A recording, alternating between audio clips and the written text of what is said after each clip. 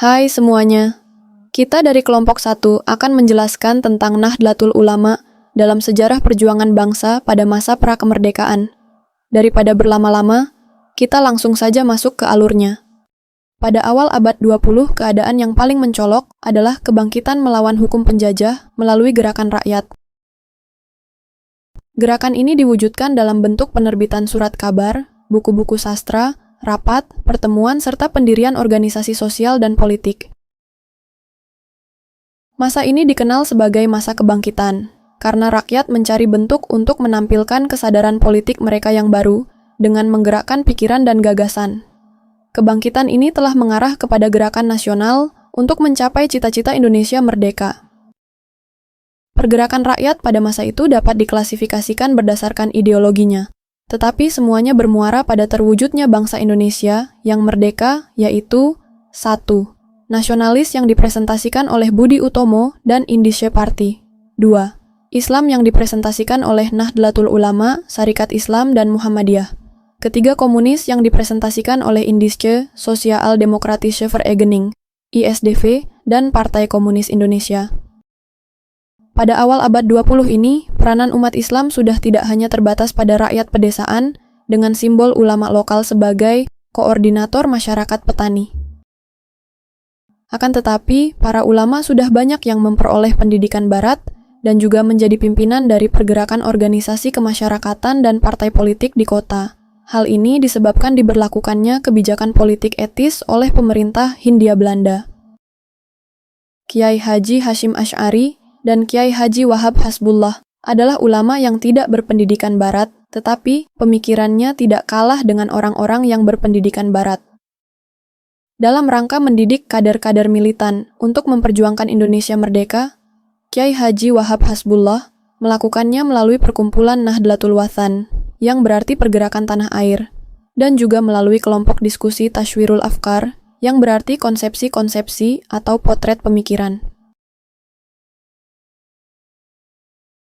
Kiai Haji Abdul Wahab Hasbullah sangat berperan dalam meletakkan dasar-dasar perorganisasian dalam Nahdlatul Ulama sebagai alat untuk mencapai cita-cita kejayaan Islam.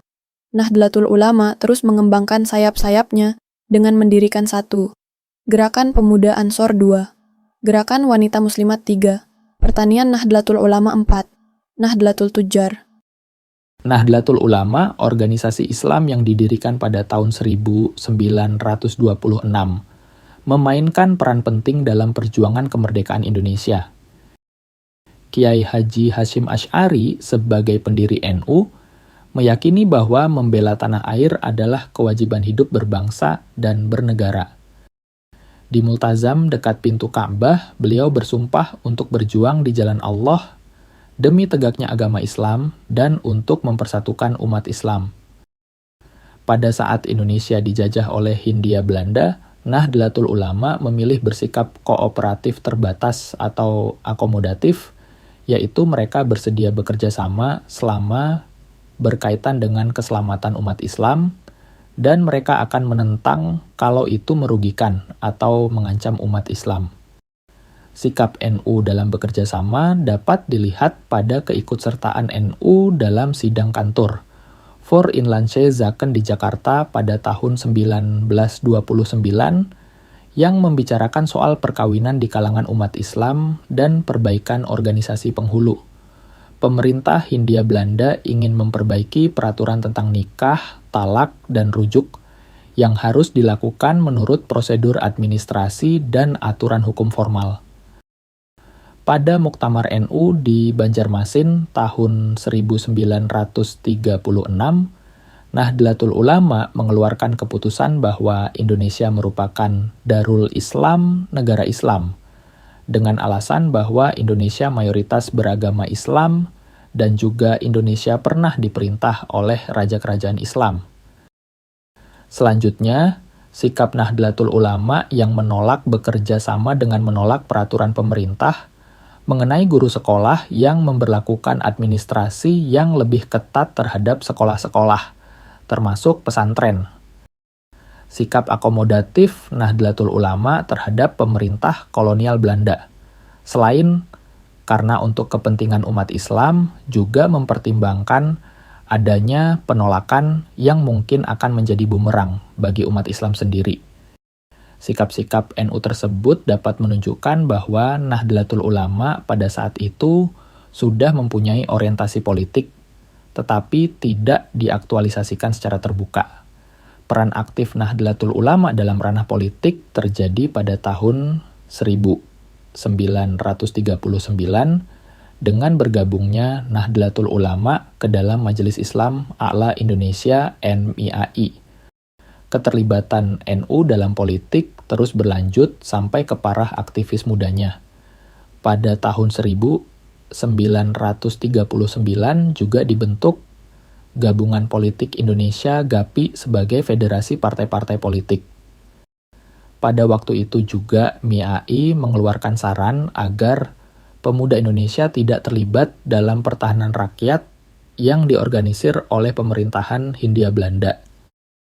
Pada tahun 1942, ketika Jepang menggantikan Belanda sebagai penjajah di Indonesia, pemerintah Jepang lebih condong bekerja sama dengan para pemimpin Islam daripada dengan pemimpin tradisional atau nasionalis.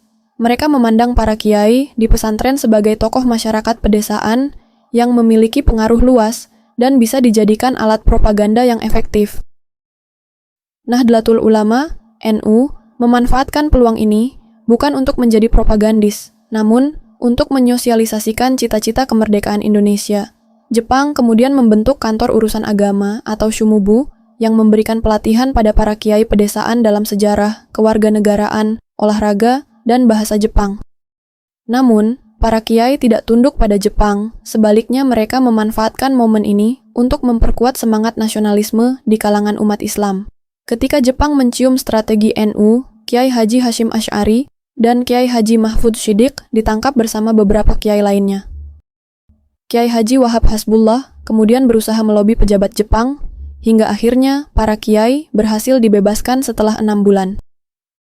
Selain itu, Jepang membentuk PETA, Pasukan Pembela Tanah Air. Banyak orang Indonesia bergabung, bukan untuk membantu Jepang, tetapi untuk memahami taktik militer. Kiai Haji Wahid Hashim juga melobi Jepang agar santri-santri mendapatkan pelatihan militer. Dari sini, terbentuklah Laskar Hizbullah dan Sabilillah. Seiring dengan kekalahan Jepang dalam Perang Dunia Kedua, Perdana Menteri Jepang Kuniaki Koiso menjanjikan kemerdekaan kepada Indonesia.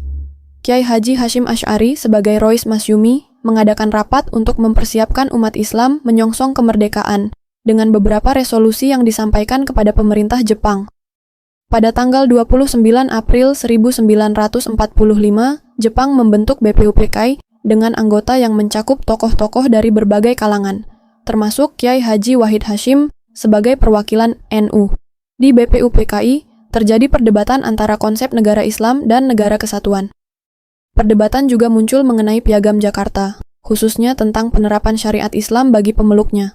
Akhirnya, setelah pertemuan antara Kiai Haji Wahid Hashim, Ki Bagus Hadikusumo, dan tokoh lain dengan Bung Hatta, disepakati pencabutan kalimat syariat Islam, yang membuka jalan bagi perumusan UUD 1945. Apakah kalian memahami isi video tersebut? Jika kalian sudah memahami alurnya, maka izinkan kita dari kelompok 1 untuk mengundurkan diri. Terima kasih sudah menyempatkan waktu untuk menonton video ini hingga akhir.